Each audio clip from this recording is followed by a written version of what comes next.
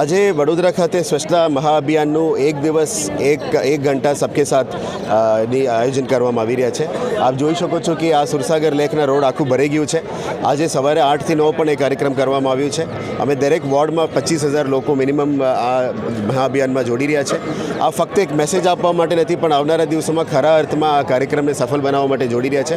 વડોદરાના જનતાને અપીલ કરીએ છીએ, આપણા સાથે જોડાવજો અને આ અભિયાનને સફળ બનાવવા માટે મહેનત કરજો. જે રીતનું માન્ય વડાપ્રધાન શ્રી માર્ગદર્શન આપી રહ્યા છે આખા દેશને સ્વચ્છ બનાવવા માટે, અને માન્ય મુખ્યમંત્રીશ્રીના લીડરશિપમાં ગુજરાતમાં પણ સ્વચ્છતાનું બહુ સારી રેન્કિંગ્સ આવી રહ્યા છે. ત્યારે વડોદરાને પણ ફક્ત સ્વચ્છતા રેન્કિંગ્સમાં ઉપર આવવાનું ફક્ત મોટિવ નથી, પણ આ સિટીને ખરા અર્થમાં અમે વિઝ્યુઅલ ઇમ્પ્રુવમેન્ટ લાવવા માંગીએ છીએ. આવનારા દિવસોમાં ઓક્ટોબર 2 તારીખ સુધી આ ઝુંબેશ ચાલશે.